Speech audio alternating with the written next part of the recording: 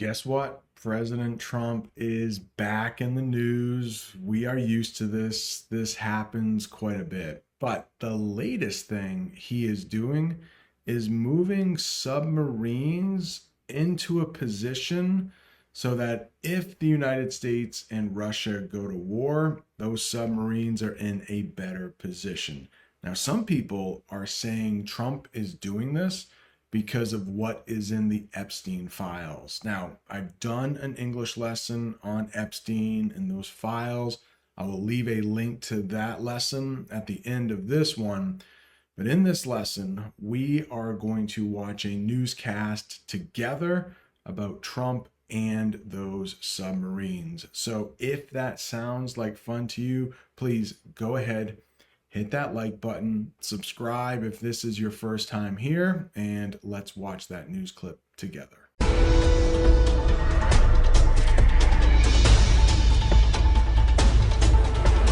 And some breaking news coming into our newsroom at this hour. President Trump has announced that the U.S. will be moving 2 nuclear submarines in light of remarks made by former Russian President Dmitry Medvedev.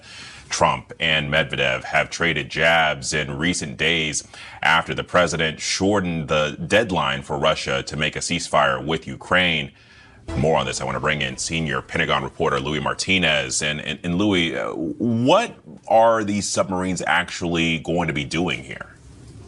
That is a really good question, Alex, and actually triggers a whole lot of other questions. Number one, were these already submarines that were deployed to the area as part of the regular deployment? The first thing we should talk about is nuclear submarines. Now, I might say nuclear a little bit differently than everyone else. You know, you might have those things in your own language that you say kind of strangely.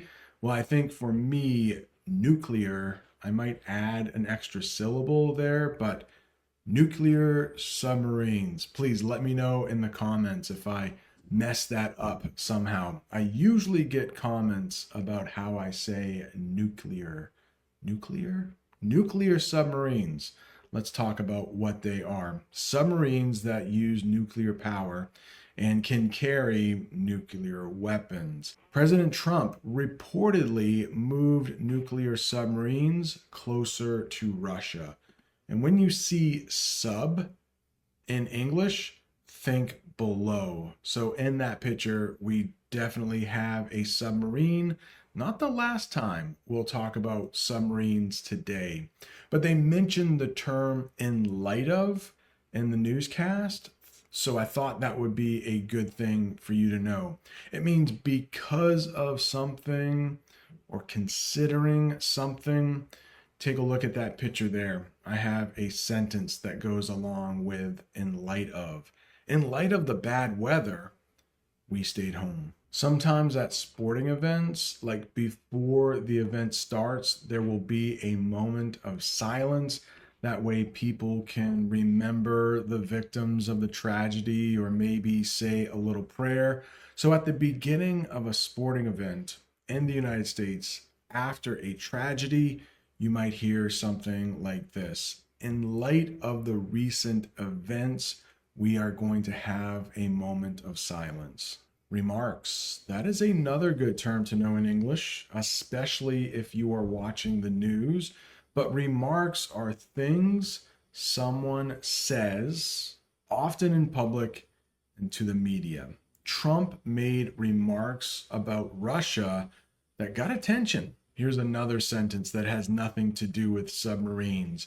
Her remarks during class were funny and smart. Next, we have Dmitry Medvedev, and it's not President Putin that is talking to President Trump. It's this guy. He was actually president of Russia in between some of Putin's terms. Like, we know he has been president for a long period of time. Sometimes when I say President Putin in English lessons, people will say in the comments, don't call him president. Nobody elected him in Russia. But this other guy, Dmitry Medvedev, I'm pretty sure he never says anything to the media unless Putin says it's okay.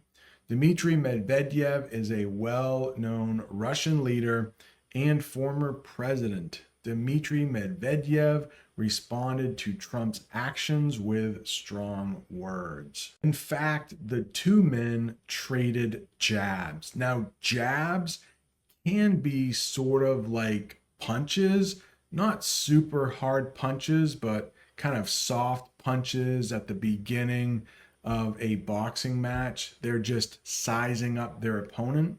But in the newscast, they used it more like saying mean things about each other or something like that. Let's get the official definition for trading jabs.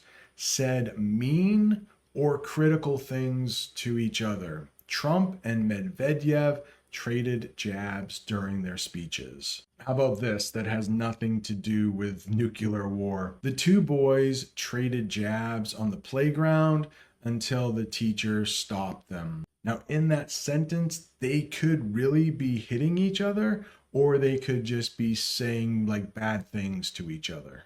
The Pentagon, that is a very important building in the United States. It is the main office of the U.S. military. It is located very close to Washington, D.C. The Pentagon helped decide where to send the submarines. Triggers. This is a verb. We've talked about a trigger on a gun. That's a noun. But the verb is more like this: starts or causes something to happen. Russia's words triggered a quick response from the US. Look at this picture. It looks like this person is getting a headache from this loud music. Loud music can trigger my headaches. Deployed. This is not new for this channel. If you have been watching for any length of time, you will probably have heard of this word, deployed. It is a verb, and it means sent people or things to a place to do a job. The Navy deployed submarines near Europe. The city deployed more police officers for the big event. And in the picture, you can see the police have been deployed, and it looks like they are deploying pepper spray into protesters' faces. What kinds of submarines are we talking about? If it's an attack submarine, that means this is a submarine that engages only other submarines.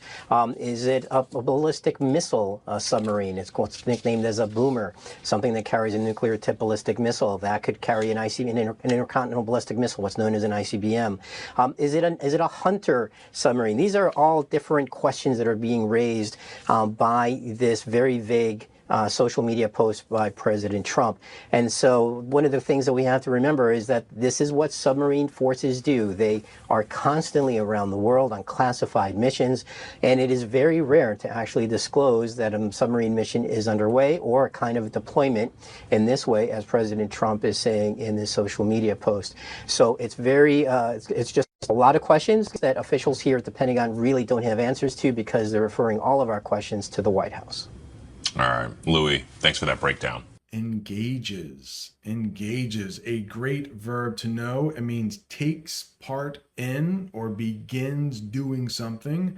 The Navy engages in missions to watch Russian activity. She engages in sports after school, and it looks like that's what that teacher is doing. Maybe it's during school, but she is definitely engaging with her students. It is never good when we talk about a news story with Russia and the United States and we have to talk about ballistic missiles. These are very fast missiles that can travel far and carry explosives. The US is worried about Russia's ballistic missiles. And I don't know, I would love to hear from you in the comments. Is Russia prepared to take on the US if it came to war? In my opinion, it seems like Russia has their hands full with Ukraine right now. They do not need any new wars. All right, I'm going to use the same picture to talk about tip, because in the picture, you can see the tip of a ballistic missile. Let's talk about what tip means: the pointed end or top of something. U.S. submarines moved towards the tip of the ocean near Europe. The tip of his pencil broke during the test. I hope that has never happened to you. You are trying to write something and the very end of your pencil breaks and makes it impossible for you to continue to keep writing. Maybe you have to sharpen your pencil. ICBM, that stands for Intercontinental Ballistic Missile. In other words, a missile that can travel really far, a long-range missile that can travel between continents. So North America is a continent. Europe is a continent. So an ICBM can travel from one continent to the other. Trump worried about Russia's ICBMs. In the newscast, they talk about a couple different types of submarines, and one of the submarines is a hunter submarine. That is a submarine that finds and attacks other submarines. Hunter submarines were sent to look for enemy submarines. Vague. Vague. Great word to know in English. It means not clear, not giving enough information. I hope my definitions for these words are never vague. I hope you know exactly what they mean. His instructions were vague, so I didn't know what to do. Constantly. Are you constantly studying English? Probably not, because you have to sleep at some point. But constantly means happening all the time or very often. The Pentagon is constantly watching what Russia is doing. Take a look at that picture. It looks like one brother has some popcorn. Maybe they are at the movies, and you got a little brother here. My little brother constantly asks questions during movies. It's okay, right? The little brother is just curious. It might be kind of hard to watch the movie, but at least the two brothers are getting along. They are spending time together. What if something is classified? That means secret, not shared with the public.